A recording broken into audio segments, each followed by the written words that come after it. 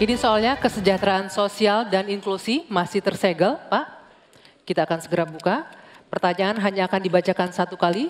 Mohon disimak dengan baik.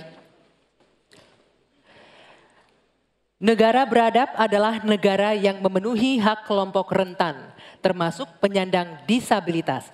Pasal 5 Undang-Undang Penyandang Disabilitas diantaranya mengatur tentang pemberian konsesi dan penyediaan data belum terpenuhi. Pertanyaannya, apa komitmen paslon dalam pemberian konsesi dan penyediaan data penyandang disabilitas? Silakan dijawab, waktunya 2 menit, dimulai dari Anda berbicara. Baik, masalah ini adalah sangat penting dan saya sendiri sudah sejak awal berjuang di bidang politik sebagai Ketua Umum Gerindra. Kami yang mensponsori undang-undang disabilitas. Kami termasuk yang mendorong itu lolos di DPR. Jadi kami juga berkomitmen bahwa kita harus memberi pendidikan khusus untuk mereka, membantu. Saya juga sering mengirim tim-tim olahraga untuk Olimpiade disabilitas, sepak bola disabilitas dan sebagainya. Tapi intinya adalah benar bahwa kita harus lebih berpihak kepada mereka dan kita berkomitmen untuk juga nanti merekrut mereka ini di dalam pekerjaan-pekerjaan yang bisa mereka lakukan di pemerintahan dan juga di komunitas pertahanan. Ada bidang-bidang yang mereka dapat melaksanakan. Ya, sekarang kita juga bekerja sama dengan pihak-pihak luar untuk cari teknologi untuk membantu kaum disabilitas. Antara lain untuk membantu mereka yang penglihatannya berkurang cukup banyak, yang penglihatannya sulit, dan ini sekarang ada teknologi baru yang bisa membantu mereka bisa hidup mandiri dan bisa bekerja hampir mendekati orang-orang normal. Jadi saya kira bahwa masalah disabilitas ini memang perlu ada suatu keberpihakan dari pemerintah. Terima kasih. Masih ada waktunya, Pak Prabowo? Cukup? Cukup. Baik. Selanjutnya saya akan kasih kesempatan untuk Capres nomor urut 3 menanggapi. Waktunya 1 menit, dimulai dari Bapak berbicara. Ini pertanyaannya soal data kan?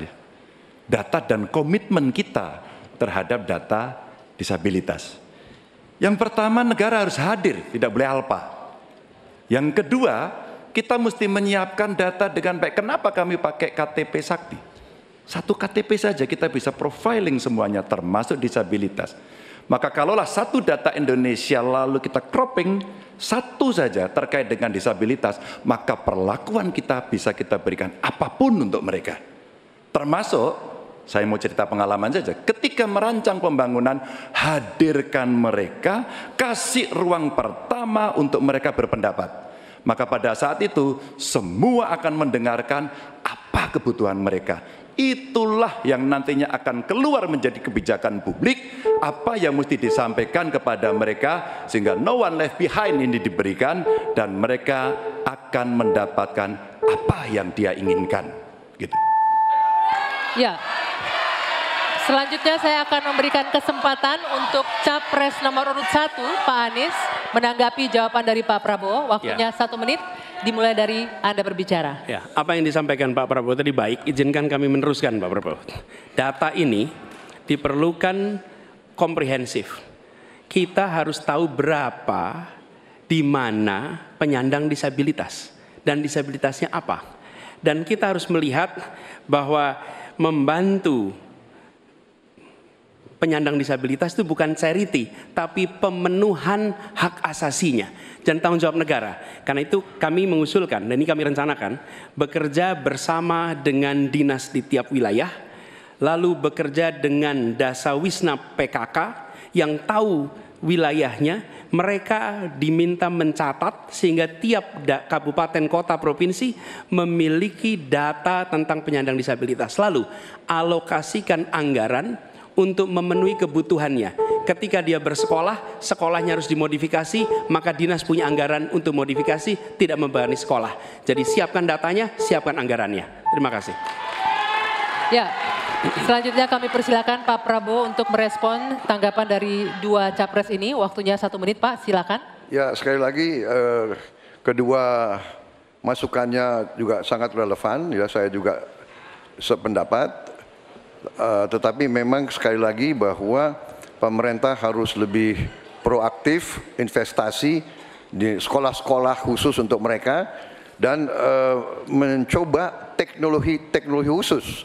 Sekarang sudah banyak terobosan dalam bidang teknologi untuk membantu kaum disabilitas, mereka yang penglihatan kurang, mereka yang pendengaran kurang dan sebagainya. Mereka yang yang tangannya sekarang sudah ada protese-protese yang tangan-tangan buatan dengan artificial intelligence dan teknologi miniatur. Jadi pemerintah harus lebih banyak pengeluaran di bidang membantu kaum disabilitas. Terima kasih. Cukup ya waktunya.